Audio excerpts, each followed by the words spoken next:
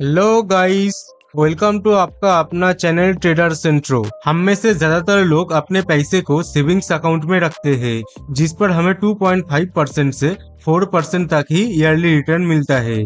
लेकिन अगर आप लिक्विड फंड में पैसे को इन्वेस्ट करते हो तो आपको 6 to 7% का भी रिटर्न मिल सकता है। तो आज हम बात करने वाले हैं लिक्विड फंड के बारे में। इस वीडियो में हम लिक्विड फंड के 3 की पॉइंट को डिस्कस करने वाले हैं। वीडियो को देखने के बाद अगर आपको कोई सवाल करना है तो आप मुझे इंस्टा पर जाके डीएम कर सकते हो। अगर आपको म्यूचुअल फंड के साथ साथ ट्रेडिंग के बारे में जानना और सीखना है तो आप इस प्लेलिस्ट में नजर रख सकते हो, क्योंकि इसमें 8 वीडियो ऑलरेडी आ चुका है, लेकिन इसमें और भी वीडियो आने वाला है। ये वीडियो आपके सेविंग्स को बढ़ाने में काफी हेल्पफुल हो सकती है, इसलिए आप वीडियो को शुरू से लेकर एंड तक देखिए। तो चलिए आज के वीडियो शुरू करते हैं।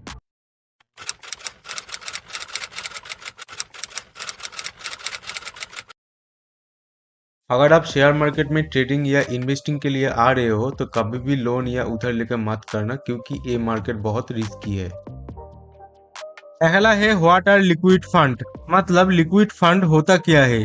तो लिक्विड फंड एक तरीके की डेब्ट म्यूचुअल फंड होते हैं जो पब्लिक या प्राइवेट शॉर्ट टर्म डेब्ट्स में इन्वेस्ट करते हैं, और उन डेब्ट्स पर जो इंटरेस्ट मिलता है वो लिक्विड फंड्स के रिटर्न होते हैं। लिक्विड फंड्स जो डेब्ट्स में इन्वेस्टमेंट करते हैं उनके मैच्योरिटी के ड्यूरेशन 1 दिन से लेकर 91 डेज तक होती है, यानी कि लिक्विड फंड्स 91 डेज से ज्यादा दिनों के लिए इन्वेस्टमेंट नहीं करते हैं।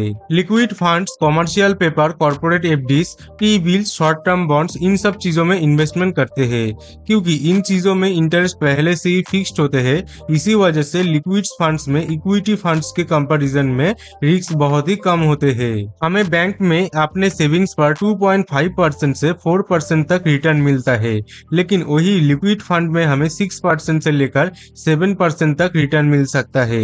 हर साल इन्फ्लेशन लगभग 5% के रेट से बढ़ रही है, यानी कि हमारे पैसे की वैल्यू हर साल 5% गिर रहा है।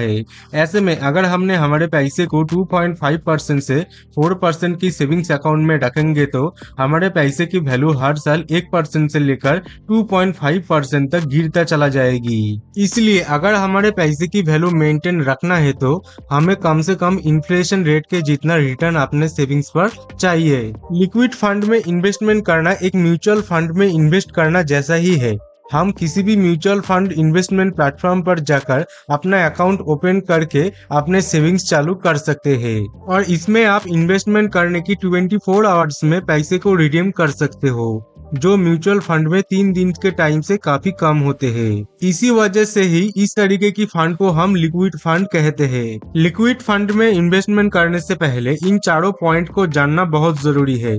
चलिए ये भी जान लीजिए। पहला है रिस्क। लिक्विड फंड में रिस्क कोई भी इक्विटी फंड से बहुत कम तो होती ही है, लेकिन ऐसा बात नहीं है कि लिक्विड फंड में रिस्क है ही नहीं। अगर किसी लिक्विड फंड ने जिस कंपनी के बॉन्ड में इन्वेस्ट किया है वो कंपनी डूब गए तो उस लिक्विड फंड के रिटर्न थोड़े कम हो सकते हैं, लेकिन ऐसा बहुत कम होता है, और लिक्विड फंड के चार्ट स्लोली और ऊपर ही जाता है। दूसरा है रिटर्न। लिक्विड फंड्स को हम एक इन्वेस्टमेंट से ज्यादा एक सेविंग्स फंड के तरह देखना चाहिए, क्योंकि इसके रिटर्न किसी भी सेविंग्स अकाउंट से काफी ज्यादा होते हैं, लेकिन इक्विटी फंड से बहुत कम। सेविंग्स अकाउंट जहां 2.5% से 4% का रिटर्न देते हैं, वही इक्विटी म्यूचुअल फंड 10% से लेकर 15% का रिटर्न देते हैं, पर equity mutual fund liquid fund से कहीं ज्यादा रिस्की होते हैं। और स्टॉक मार्केट में शेयर के प्राइस अप एंड डाउन होने के कारण से इक्विटी म्यूचुअल फंड में काफी असर पड़ते हैं, लेकिन लिक्विड फंड कभी भी स्टॉक या इक्विटी में इन्वेस्टमेंट नहीं करते हैं, और इसी वजह से इनके रिटर्न कम जरूर होते हैं,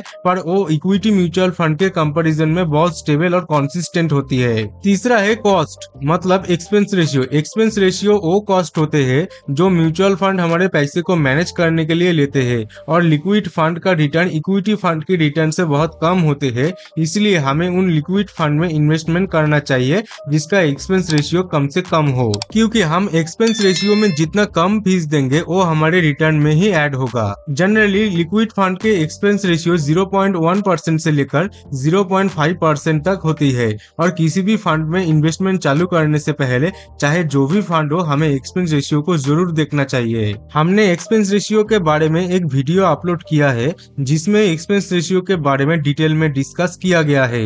आई बटन और डिस्क्रिप्शन में इसका लिंक दिया गया है। इस वीडियो के बाद उसको जरूर देख लेना जिससे एक्सपेंस रेशियो के बारे में आपको अच्छे से समझ में आ जाए। चौथा है टाइम, मतलब कितने टाइम के लिए हमें लिक्विड फंड में इन्वेस्टमेंट करना चाहिए। लिक्विड फंड में अक्सर वैसे पैसे को इन्वेस्टमेंट करना चाहिए जिसकी जरूरत हमें एक साल में हो, यानी लिक्विड फंड को हमें एक सेविंग्स फंड या इमरजेंसी फंड के तरह ही यूज करना चाहिए। अगर हम हमारे पैसे को ज्यादा लंबे समय के लिए इन्वेस्टमेंट कर सकते हैं, जैसे 5 से 10 साल, तो फिर हमें एक इक्विटी म्यूचुअल फंड में ही इन्वेस्टमेंट करना चाहिए, क्योंकि 5 से 10 सालों में हमें इक्विटी म्यूचुअल फंड में काफी अच्छे रिटर्न मिल सकता है।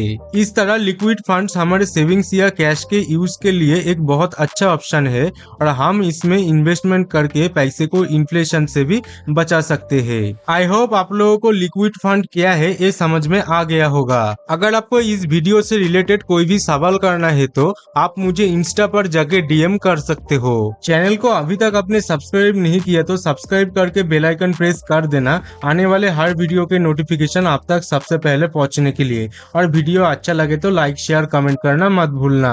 अगर आप फेसबुक से देख रहे हो तो पेज को लाइक और वीडियो में लाइक शेयर कमेंट करना मत भूलना।